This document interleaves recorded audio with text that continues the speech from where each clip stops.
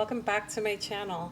Now that it is the end of winter, I wanted to do a quick update video on my Catasetum orchids and share how I care for them during very, very dry conditions. I find that the winter time is the hardest time for the Catasetum orchids, especially the end of it, if you live in a really dry environment like I do. End of winter and early spring, when these orchids come out of dormancy, are really important, and I'm going to talk through how I've been caring for these orchids as well as share my entire collection with you. I've downsized pretty significantly, and now I have 9 Catasetum orchids. One of them is out of frame because it's in bloom, but I will show you that one shortly. But otherwise, everything has gone dormant now. And basically, I stopped watering a couple months ago. These orchids, as you know, they are deciduous, so they grow actively. They grow pretty big leaves and structures, and then eventually all of the leaves come out and you get these bulbs.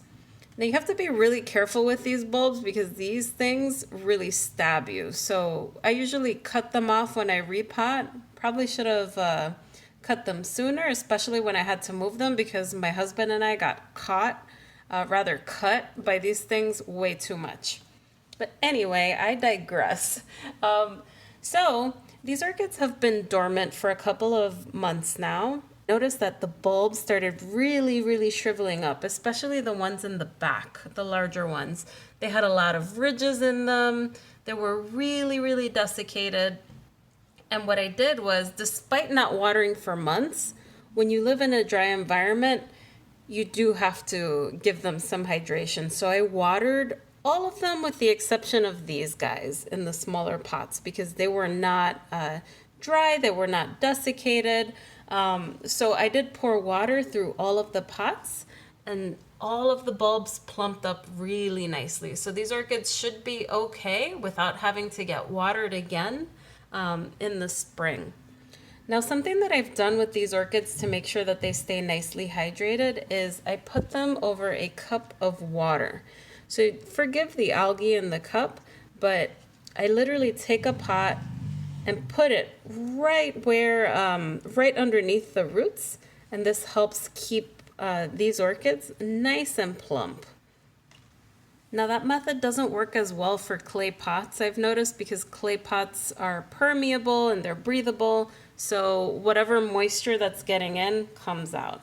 So next year I'll probably get a bigger cup that this could sit in, where the clay is actually sitting inside of the cup. So I have to figure that out for next year. Otherwise, when these orchids get very shriveled, you'll start noticing ridges. It's okay to water. You could just water once and they'll generally plump up and be okay for a couple more weeks. And that's usually when your humidity is extremely dry. I've had spells of 20% and 30% humidity. So these orchids do like high humidity, so that's one of the only things I've had to make an adjustment on. So this is a dry winter rest, but if it shrivels, that's the only exception. If it's very excessive, you will want to give one watering and it should be okay through the rest of the winter. You'll notice I haven't repotted these orchids yet, and it's just because of that dryness. I want to be able to hydrate them by watering them if they get shriveled. So I'm waiting for these orchids to have a new growth before I repot them. I only have one that's coming out of dormancy so far. This one is my Cycnoches Richard Brandon. Cycnoches, I always forget how to say it properly. But this one I'll be repotting soon. And I will make a distinction between Catasetum orchids and Cycnoches orchids. I have 2 Cycnoches right over here. When I repot these orchids, I won't be cutting the roots off, just because I've had experience with cutting them off and I find that they're not very vigorous. I cut the roots off for this one. And just to clarify, I'll link some videos down below so you could check out how I repot these orchids.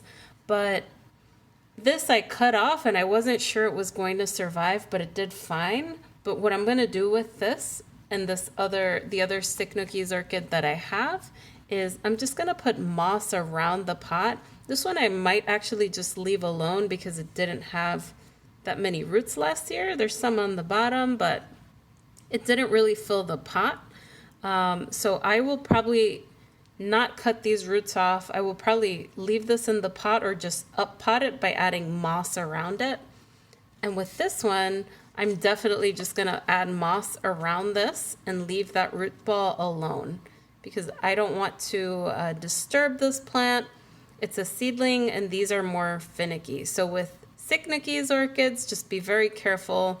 Consider maybe not cutting off the roots. And I did not give this one water just because it did not shrivel on me. It's got a new growth, and this water on the bottom is providing tons of ambient humidity. Again, it works very well for something that's sealed on top. Water can come right back in there. It's totally fine. With clay, it's breathable, so the humidity kind of dissipates, so I had to water those. If you can keep humidity high, that's great. You probably will not need to water, but if you live in a dry environment like I do, you will have to water some of the orchids, but never water if you see a new growth like that because that new growth can rot. So that's kind of the nuance with Catasetum orchids. You will have to deal with the shriveling, and you have to wait until the new growth is larger and you have roots that are 3 to 4 inches long. I know that's sort of a pain, but once you get that right, these orchids are very easy to grow. You feed them heavily, they grow nice large structures, and they're generally pretty good once they get going. In some cases, you'll get some Catasetums that don't go dormant on you, and that's the case with some very complex hybrids. My Monurara Millennium Magic Witchcraft never went dormant, and as it was growing its second bulb, as that one was maturing, it grew a third bulb. So I'll show you guys the blooms so you could check it out, but that's totally okay, it's normal. I just continued to water through the winter. It might take a break after the blooms fall off. We'll see, but every now and then you'll get a rogue Catasetum that doesn't take a winter rest. And that's normally when they grow a bulb while the other one is maturing, while you're still watering. Totally okay. When the leaves start falling off, I might back off a little bit and see how it does. If it's not pushing a new growth, I'll stop watering until I see a new growth come in. And that's how I handle the Catasetum orchids that don't rest. Otherwise, I've shown you my my Cycnoches orchid. This one's the Richard Brandon crossed with the Marin Gleason. This one bloomed for me 2 months back. This was beautiful for a seedling. And this one is just Richard Brandon crossed with Richard Brandon. This one's adorable. It hasn't bloomed yet, but hopefully we will get a bloom on this new growth. Last summer, I got this Cloacetum. No, it wasn't a Cloacetum. This was a Cloacia, Rebecca Northern. And it hasn't bloomed for me, but I'll see if I could find a picture for you guys. It did go dormant a little early, and I noticed the new growth came in. I didn't notice until it was too late because I had already watered and the growth kind of died off and withered off. But I haven't watered it for a few months, and I hope that it'll push out a new growth soon. And I will probably treat it just like the Cycnoches just because it's so small. So just take that into account. These bulbs have energy. This one's kind of small, so if you have a little small bulb, maybe it's better to just up pot that first year and then you can cut the roots off the next year. This one is my Catasetum dentigrianum crossed with the Catasetum Raoul Mortera Pinedo. This was beautiful. It bloomed for me early last summer.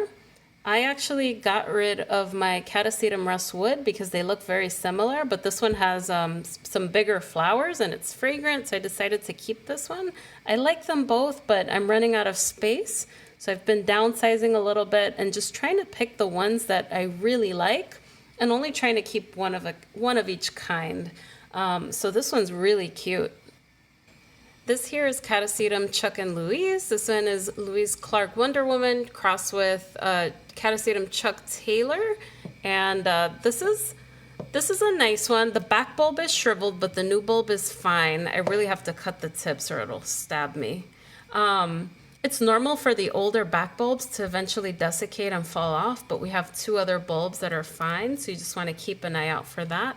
Hasn't bloomed for me yet. I hope it blooms for me this year, but I can't wait to see this one. This one here is Catasetum Chuck Taylor. This one also hasn't bloomed for me. It's got 3 bulbs. When I first got it, I got this one and the last few in the fall of 2020.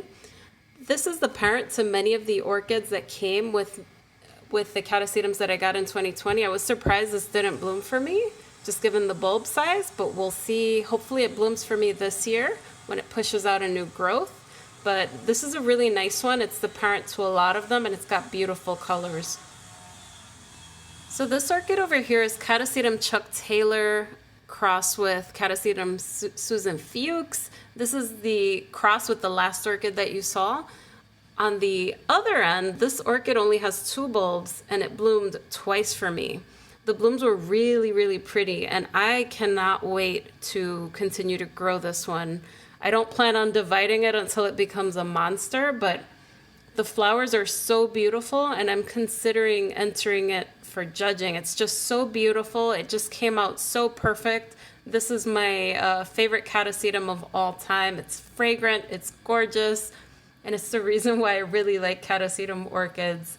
I can't wait to grow this, and I think it's going to be a big one. Now, I bought this as a compact Catasetum, and I'll say that compact Catasetums are really not that small. I mean, some of them are, but I'm finding that some of these get pretty big. This last one over here is my Catasetum Chuck Taylor crossed with the Catasetum Double Down XPYL. This one also hasn't bloomed for me. This one has 3 bulbs. It's got a tiny bulb right in there from when it was a baby. But I hope this is the year that all of them bloom. As you can see, I've downsized pretty significantly. I used to have about 15 different Catasetums, but they just get extremely large and I don't have room for them in my collection. But these are my absolute favorites, or these include Catasetums that haven't bloomed for me yet, so I don't know how they're gonna look, and I wanna make sure that I can see them before I decide to keep them or give them away. So I hope this is the year that I get those orchids that haven't bloomed to bloom. And I wanted to quickly show you my collection and show you how I deal with my dry conditions here in New York City. And if you guys haven't tried Catasetums, I say give it a shot. I mean, they do have a specific growth pattern. I'll link more videos down below so you can learn how to repot them and grow them and learn a little bit more about the growth pattern. But once you have the winter right, when you're able to give this orchid its dry winter rest and just watering it if you see it's excessively shriveled, which will only happen maybe once or twice in the winter, you're generally fine. These are very rewarding. Many times these orchids are fragrant, they're beautiful. The only downside is that sometimes their blooms don't last super long, but they're just really, really pretty. Well, anyway, guys, I hope you enjoyed this video. If you like it, don't forget to give it a thumbs up and subscribe for more orchid content. I'll catch you guys soon. Bye, everyone.